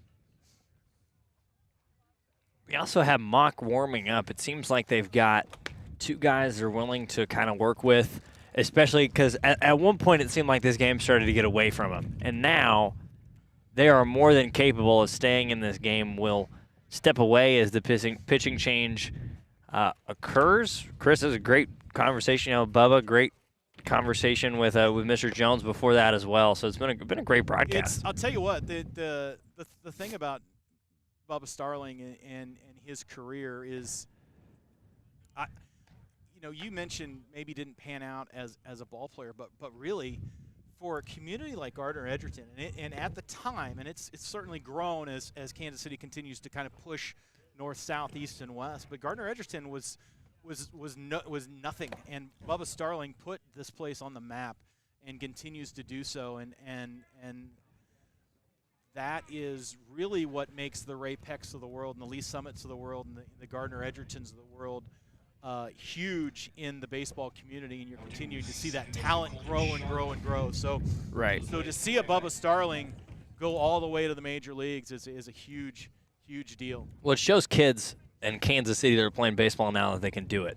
Absolutely. I think you really look at it, it's almost like Bubba walked. So guys like John Means that also came out of Gardner-Edgerton, yeah. The guys, the Carson Milbrandts of the world that we see come out of Liberty. So those guys could run, and they knew that they could get there. I mean, I think if you ask any Kansas City Royals fan, what about Gardner-Edgerton? Oh, that's where Bubba Starling went in high school. That's where we drafted him out of. So it's definitely it's an honor to have him still around and still working with the kids. And man, and Bubba might have the more the namesake, but Jeremy Jones as well, man. What he's built at Building Champions, and two great men, both in baseball and in life. And now a little flare out to left center, and that'll drive in a run after a first pitch bunt attempt. Colton Sharp continues to stay hot out of the 8-hole. That's his second single of the day, and he picks up an RBI on that one. And this will bring up Zayden Watt, who's got a walk, an RBI, and an ground out today. So that is run number 2 of the inning. It is 6-1. And again, you got to stop the bleeding here, and that's why they brought in the new pitcher to make that happen. And we see often with this Ray-Pec team, they score in bunches. You're not going to see them, put up 1 in the first, 1 in the third, 2 in the fifth. We're not going to see them kind of matriculate the score. They're just going to work it. I mean, 6-1, a great drag bunt there.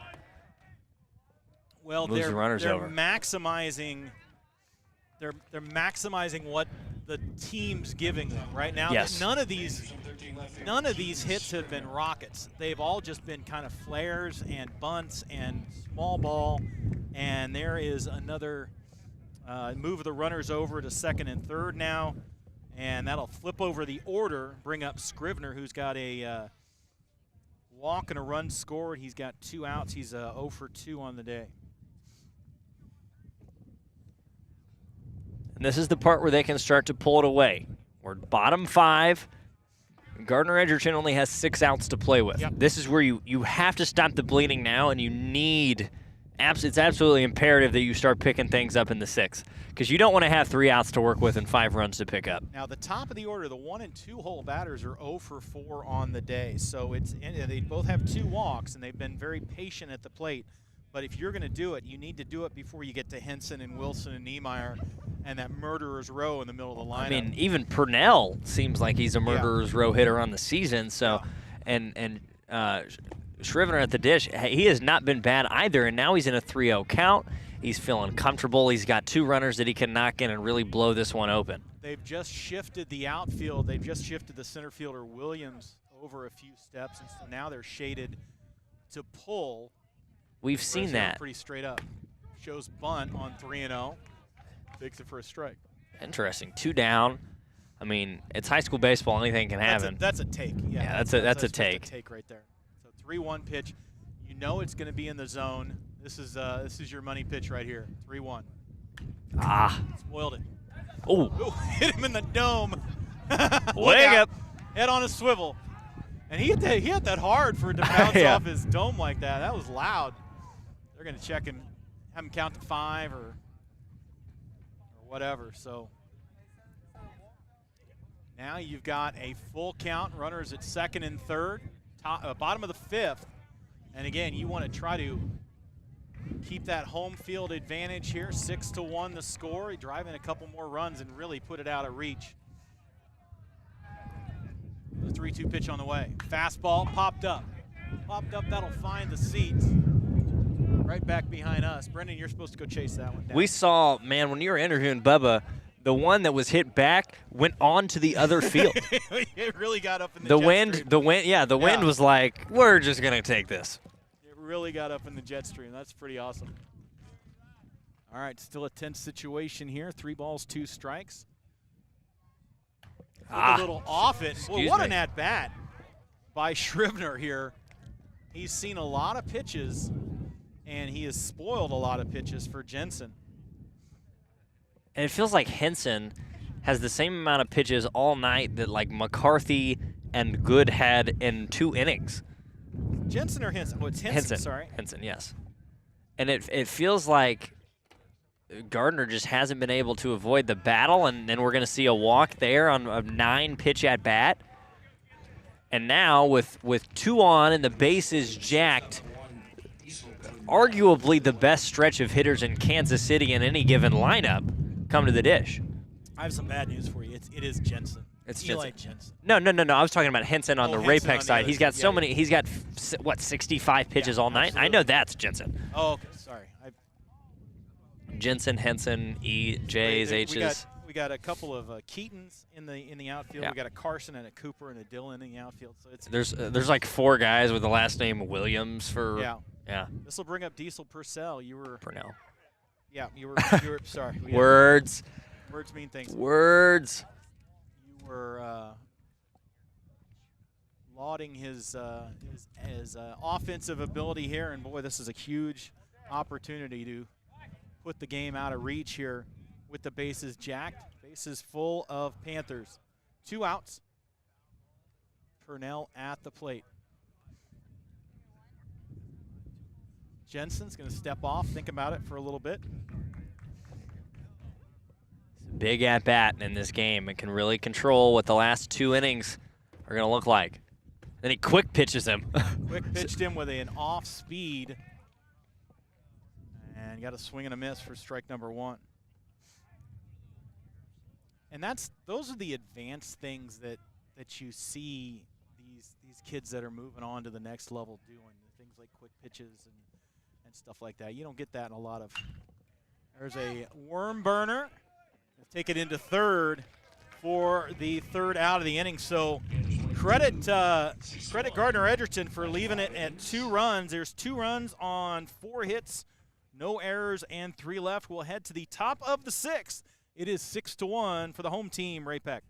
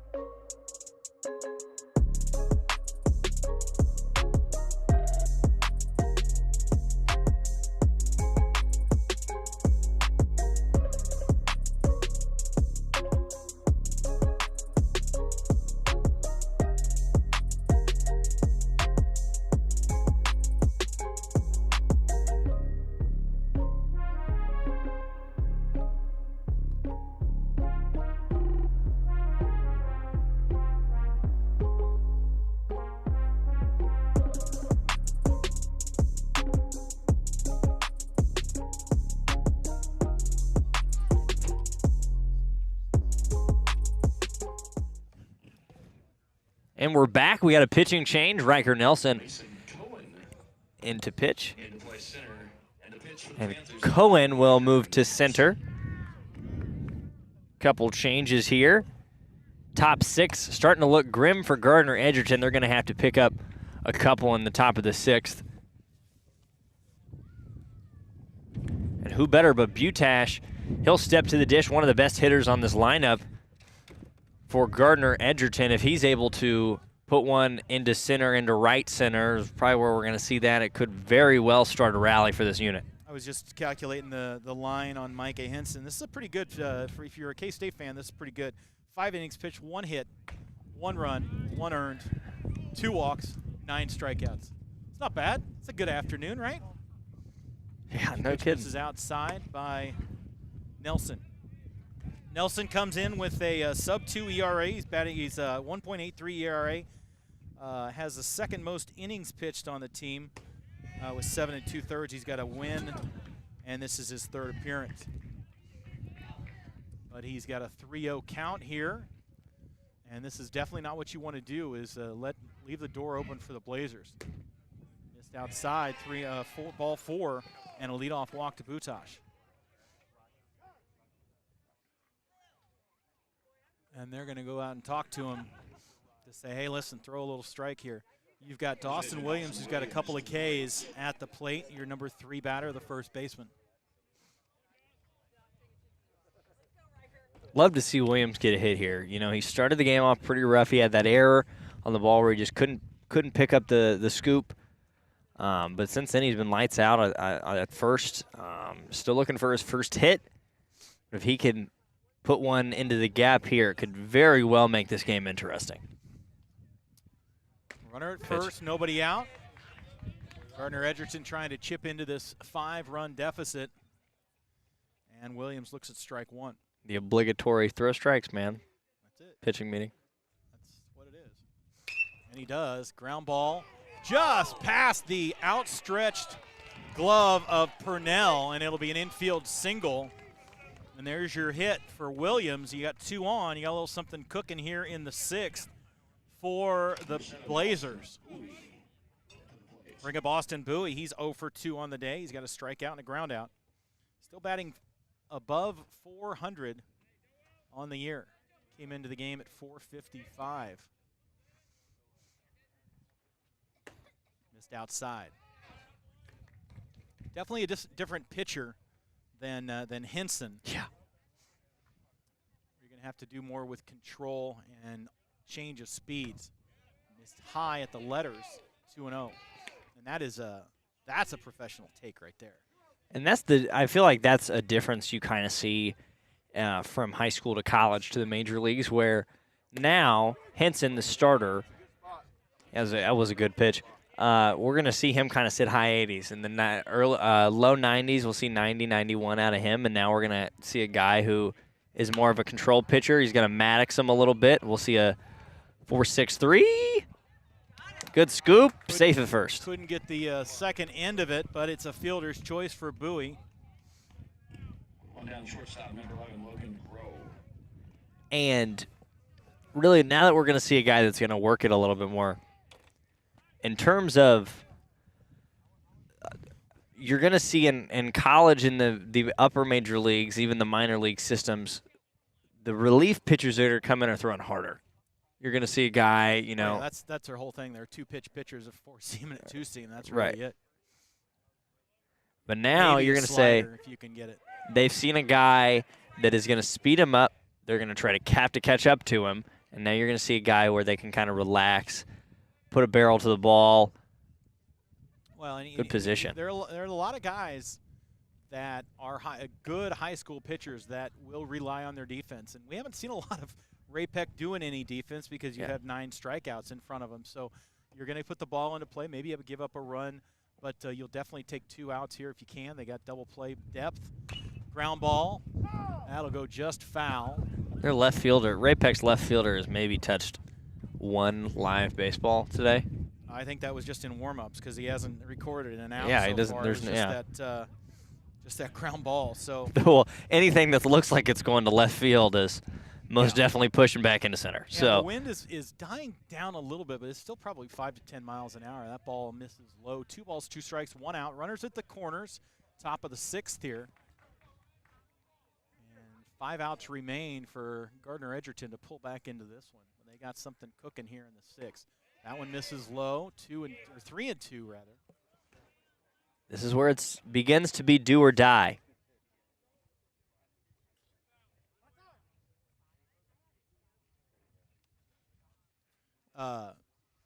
As a former umpire, I follow a lot of umpiring accounts on Twitter, and today being April Fool's Day, they one of the equipment umpire equipment Twitters came out with a new plate shoe with a thing that comes out, and it's a little dust buster, and it's a vacuum. That Love out it. of the foot.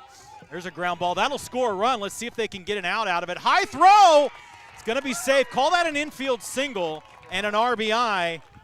And a big, big run here. Logan Groh drives it in on the infield single.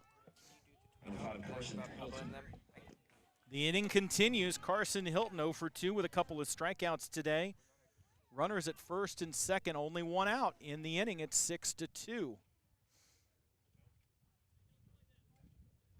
Throw was high, but that was an infield single all the way. Now showing bunt. What a beautiful bunt. It's going to be fair, and they're going to take the out. That's a really smart play by Compton. And they throw over to third, try to get the back pick. That's a really smart play by Compton because a lot of catchers would just let that roll foul. He's going to take the out. He knows the game situation. Take that out right there. You'll leave first base open, and now there's 2 outs. And Tucker Williams, you got the bottom of the order coming up.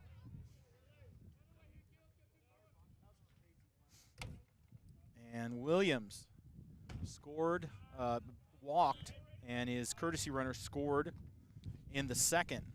0 for 1 on the day. Misses outside 1-0. Ground ball, a little. Uh-oh, dangerous. A little check swinger, and the ball throw's going to Pull him off off the bag. So that's going to be an E4. And another run scores. And another run scored. It's an unearned run. You know that thing we said about making it interesting? Yeah, this is now interesting as the lead is halved 6-3, and we're going to have a visit to the mound. This is not a pitching change. This is a calm me down infield. And you were talking about the conditions. It's been pretty wet here over the last little bit, and I think that ball really slowed down and then a little excuse me check swing. And I don't think he meant to do it, but that is exactly where you can place that ball. It's basically a swinging bunt. Yeah. And you've got the RBI. I mean, a great job for him to definitely leg that one out as well, the hustle down to first. You could have been frustrated and you could have been grumpy because you didn't hit it on the screws, but you hit it really well. And also, I mean, runners at the corners, 2 outs, 6-3 the score. This is the number 8 batter, Roten, at the plate. He's the designated hitter tonight. He's reached on an error. He's 0 for 2 on the day. And another great thing about that play was that he was, as he got to first base, you knew the throw was wide at that point, or the throw was high. Immediately they're going to throw down. Oh, why'd he pull it? Pick. Oh, he could have had the out at second. The plan, well, that was planned all the way, that they were always going to pick it off. And nobody called it off, but that's going to be a generated run, unearned. So a double steal, and it's 6-4. And now it has gotten very interesting. All of this with 2 outs. So Gardner-Edgerton giving Ray-Pec a little of their own medicine. Right. 2-out rally, maximizing what they're doing with 2 outs here in this inning, maximizing that error. And now you get to the point where you're like, should they have pulled Henson to start the inning? I mean, he wasn't running on the, we'll call it the Andrew Kruger. Would you have gotten him one more inning? Yeah. And then let somebody come in and close it. Well, I'll tell you what, those last 2 pitches make it pretty easy to decide. Right. Those were great, great pitches. So 1-2 the count, 2 outs, runner at second. 3 runs are in the inning. Huge inning for the Trailblazers. Next, we'll have to look and see if the Ray-Pec offense will give cushion. Pulled, fair. It's going to be an infield single. Wasn't anything that Watt could do with that one. That one had to sit was going to hit the bag, had to sit on it, put it in his pocket, and there's another infield single. And runners at first and second, Vesey.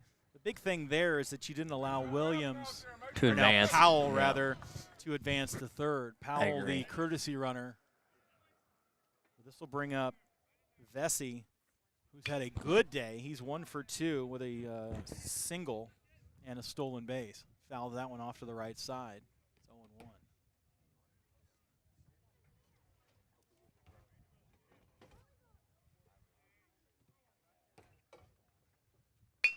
Another check swing.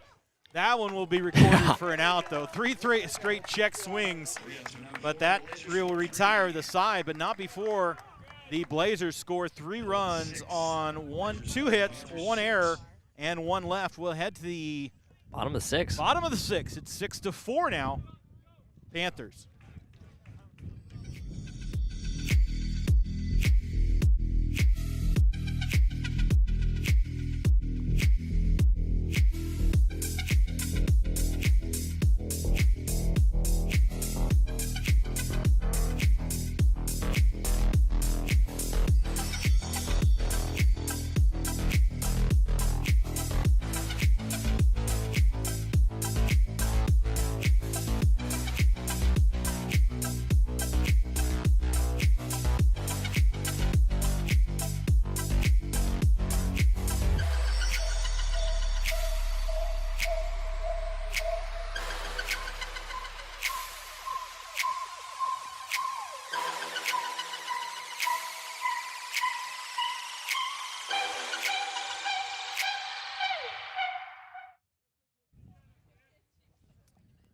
Back inside Raymore Peculiar High School baseball complex, 6-4, bottom of the 6th.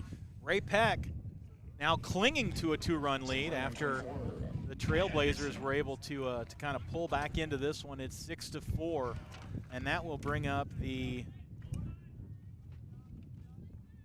I think he's DH now. Middle of the order, yeah, the DH of Micah Hinson. They still got a dangerous part of this lineup. Oh, yeah, you've got Hinson 0 for 3 on the day, but he's put the ball into play a couple of times. He's also got an R. He's also driven in a run. Yeah.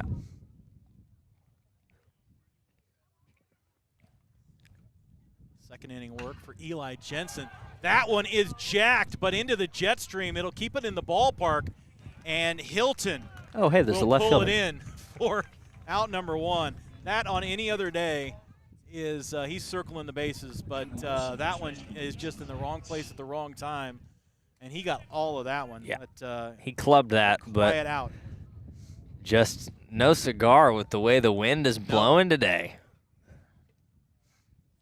Caden Wilson at the plate. He has scored twice, reached on an error. He's 1 for 3.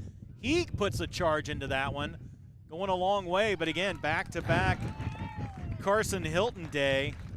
Out there and left as he's pulled it in for out number 2. So, again, that's what guys who put the ball in play, those are the guys that you want. It's especially if you're going to be a fly ball hitter. And Keaton Niemeyer, who's been really the star today, he's 2 for 3, 2 singles, 2 RBIs, and 2 runs scored. He's fouled that one off 0-1. Niemeyer, the center fielder. Gardner-Edgerton seems as though they're beginning to get control of this one. It seems like they didn't have it for the first 5, and now all of a sudden shifted a little bit. That was a ground ball down the third base line, and probably an ill-fated throw, but because he had no chance. It's an infield single for Niemeyer. He's now 3 for 4 on the day. See if they can drive him in for his 3rd run on the afternoon. Johnny Carver at the plate, 1 for 3. a great job by Williams. Is going to be Mason Cohen. Okay, yeah, Cohen comes in. But that's a great play by Williams at first on that throw that had absolutely no chance. I mean, it ate him up a little bit, hit that lip bounce, but he was able to get the good block, showing off the catching skills there. And that likely saved a runner from moving into scoring position.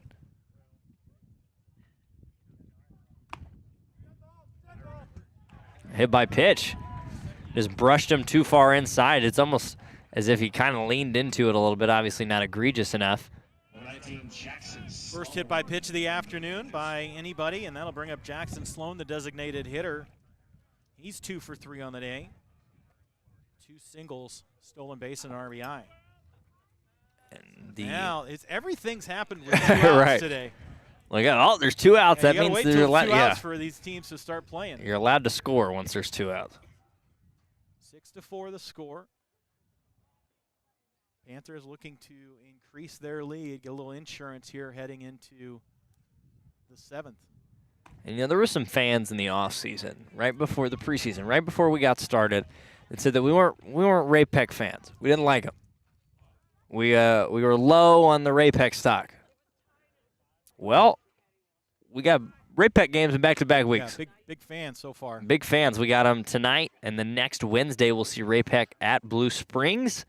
Very excited for that one as well. There's a drive, dead center, Caught. and right at the center fielder, Williams.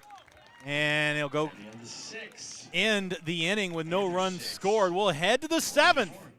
6-4, 3 outs remain for Gardner-Edgerton to pull back into this one.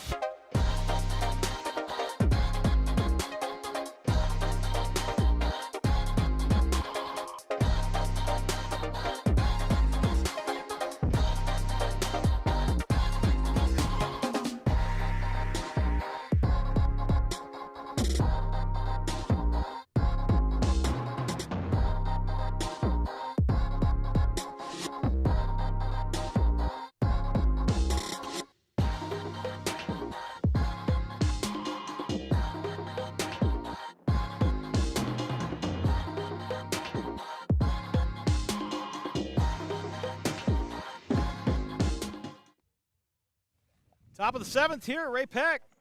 Ray-Pec needs 3 more outs to close this one out and get their 3rd win of the season to go to 3-2 on the year. New pitcher, closer, Johnny Carver will step to the plate. Looking for the save here. Let's talk about Carver, the Arkansas commit, one of the best statistical pitchers in Missouri. Not a guy I would want to put on the mound more than Johnny Carver. Chris, tell us a little bit more about what this kid's body of work looks like this year. I mean, he's just been amazing. So far, he has 2 appearances as a 1.4 ERA, has only allowed 1 run, and has a save. Or actually, he did not get a save in his 1 opportunity. But he's pitched 5 innings. And again, this is a guy that's going to really shove at the back end of the bullpen, and that's exactly where they want. Now they've got the top of the order, Cooper Williams, and so you're going to get Gardner-Edgerton's best right here. Williams is 0 for 2 with a walk and 2 strikeouts. Now we're starting to warm up, man. I feel warm. Yeah, now we need to play another game. First pitch swung on and missed.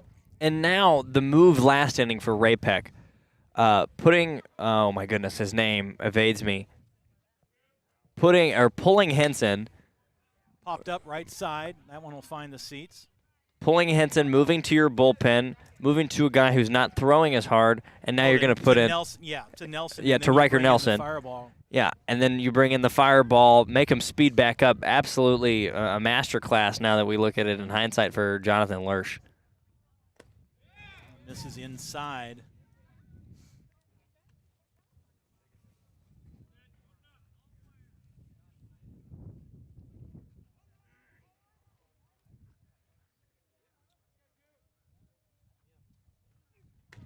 And Carver. You can hear the grunt. Misses on the pitch. 2 balls, 2 strikes. Really wanted that one. Really reached back to try to pull that one in. And Carver, just a freshman. That's stupid. You're not supposed to throw that fast when you're a freshman. Yeah. Right down Main Street. It's going to get the Purnell drops it. Hop and a strong throw and can't get it. That'll be an E4 to start the inning, or an E6 to start the inning. And that's the challenge right there with laying back on it, is just an extra opportunity for a bad hop, and that's exactly what he got. So a leadoff error to start the inning. This will bring up Butash, who is 0 for 2 with a strikeout and a walk. He's also scored a run. Ground ball, second base. Oh, it's going to go through the wickets. That's the it gets past Pedroia type play, and there the inning continues. Nobody out, and the tying run at first, the go-ahead run at the plate in Williams. So back-to-back errors by the infield, where your defense has been great all day, and now both errors have set the table for this huge Gardner-Edgerton comeback. They need a couple to keep going, and 3 outs to do it in. Williams is 1 for 3 on the day. Now he shows bunt. Bunt right back to the pitcher. They're going to have to wheel it around. Can't get the hand. Oh, it's free! Error. Back-to-back errors is going to bring in a run. Gardner-Edgerton maximizing and causing havoc on the base paths. It's a 6-5 ball game. The entire complexion of this game has changed in the last 10 minutes. Well, 3 straight errors will do that to you. Nobody out. The tying run on third. Go ahead, run at first. And Austin Bowie, your number 4 hitter, who's 0 for 3 with a fielder's choice and a run scored, has done what he could. Fans are calling for Bowie ball. It's happening behind us. I like it. It's happening behind us. We like it. Oh, I love it. The Ray-Pec guy that said, we get it.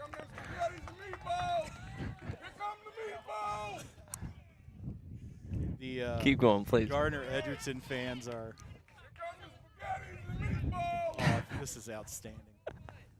Well, He's just going to keep going. This is the ball game right here. This is your biggest at bat. Bowie at the plate.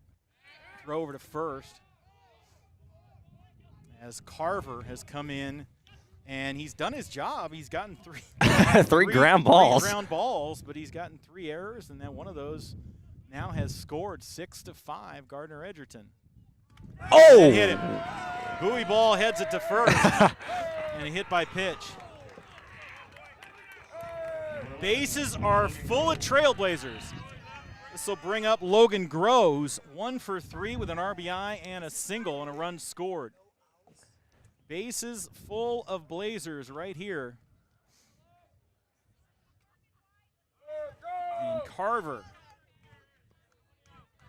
and the Panthers absolutely melting down in this inning. They have been in control of this one from jump, leading at one point in time 6-1. They gave up a couple of runs in the 5th. 4 unanswered. 6-4, and now just an absolute crushing blow here. 3 straight errors. Is it happening again? 4 base runners on now. That one hits the zone, and right now Carver is just going to have to rear back and Throw strikes. Throw some strikes. Infield is in. Corners are in. This is high. Actually, that one caught the top of the zone. Yeah, right at the 1-2. numbers. And what you would want to see out of him is you need an out where the ball is not going to be in play, or you need an infield fly, something that's going to put an out on the board where you're not going to jeopardize that run scoring. Ground ball. And up we're the going to be middle, tied and Brennen drops. The 4th error of the inning is going to score 2. They're going to throw into third, and a hard slide, and they're going to call him out at third. So 7-5 on the putout. They're going to have a little argument about that one, but 2 runs will score on the error by the shortstop. And the out will be recorded. That'll leave 1 runner on, but the go-ahead, it is a 7-6 ball game now. So 7-5 on the putout for only the first out of the inning. And staying at first will be Groh, who reached on the error. That is 4 errors and a hit batsman have watched this lead reverse. It's 7-6, top of the 7th here.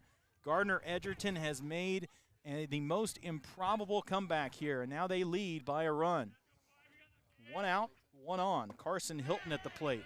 Ball misses low. And now they've got to do something in the bottom of the 7th. Yeah, now they've got to try to walk it off.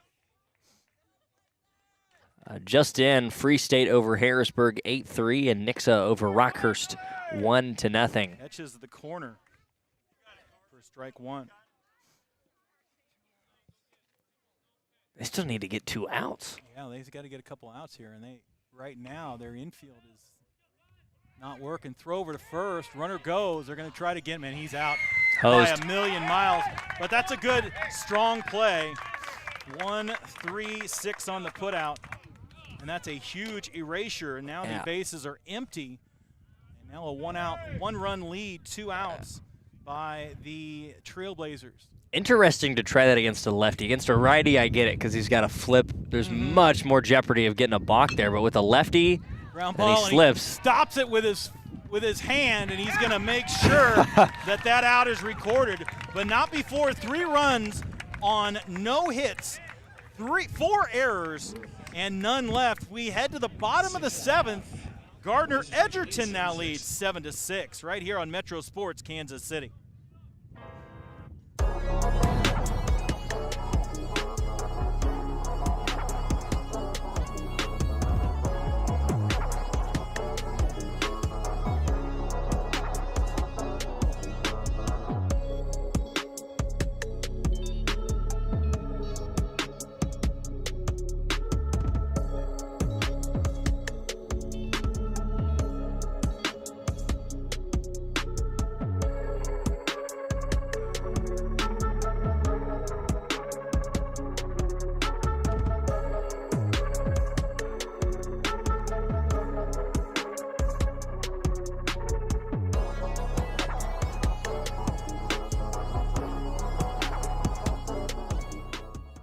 What a change of events here for the Blazers as they now head to the bottom of the 7th with a one-run lead, and we have a familiar name on the back of a jersey here on the hill looking to close it out for the save, Mitch Mock.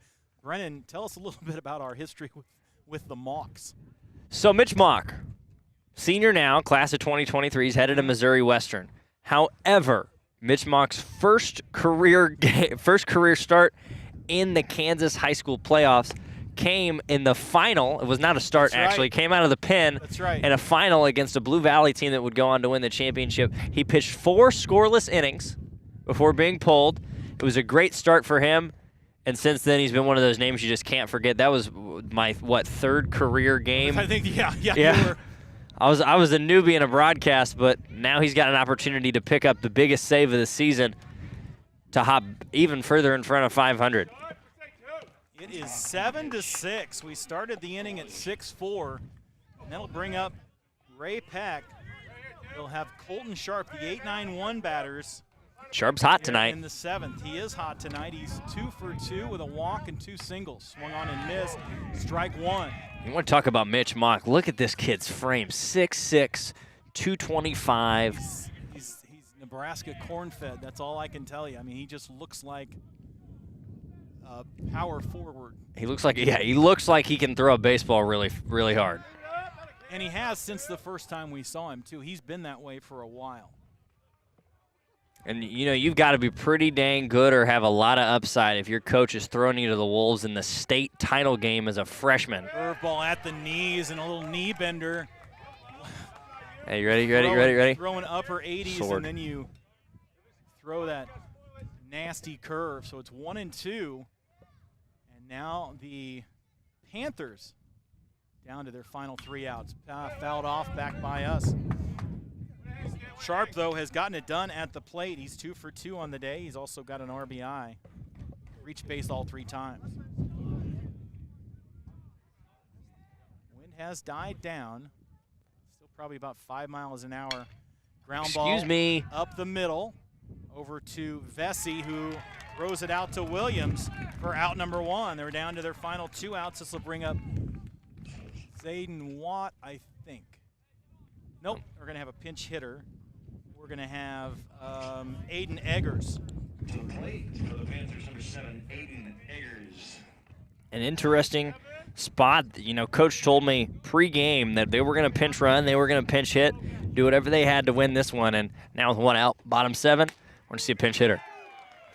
Eggers looks at strike 1. Now, the order will flip after this batter. Can he get on base? Give his team a chance. It's going to be a hard ball to play. Going to get through. So the pinch hit single puts the tying run on first base. Flip the lineup over. This is Keaton Shrivner, who's 0 for 2 with 2 walks. My pace of play comment came back. No, this is, hey, listen, you're still young. You don't know how that happens. But 7-6 the score. Tying run at first. Ball in the dirt at his feet, and he couldn't find it for a second. It was Williams. Had to rely on his bench. Tell him where that ball was. That could have been catastrophic. Put the tying run in scoring position. Ground ball up the middle. Could be 2. Flip to second. Over to first.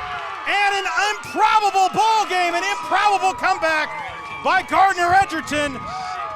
They score on 4 straight errors by the Panthers.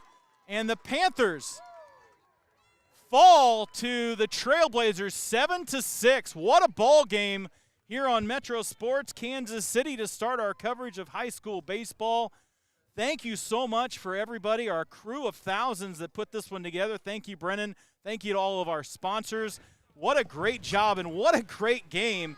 I'll get you the totals here in just a second. Brennen, what are your immediate thoughts about this one? And, you know, when you were talking to Bubba, you said they needed to put up a couple runs to keep in this one, and they did just that.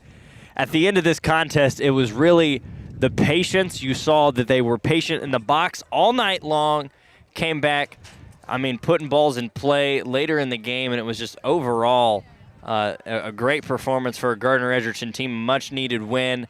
And for Ray-Pec, 2-3 on the year. They're going to see themselves kind of with their first struggle in a long time. And now they move on to play a really tough, good Blue Springs team on Wednesday. We'll be at that game. That'll be next week's game of the week. It'll be really interesting. Yeah, really interesting to see how they're going to recover. Here are your totals on this one. Gardner-Edgerton, 7 runs on 8 hits, 2 errors, and 9 left. For Ray-Pec, 6 runs on 3 hits, and this is the big telling sign. 4 errors and 3 left. The winning pitcher will be Eli Jensen with a save by Mitch Mock, and the losing pitcher will be Johnny Carver. What was our time of game? What did our time of game end up being? About 2:02. That's not too shabby. We will be back on Wednesday as these same Panthers will try to now recover and take on Blue Springs. So we'll see you then. On behalf of Brennen Knabe, I'm Chris Kamler. Thank you to everybody joining us. We'll see you on Wednesday. Thanks.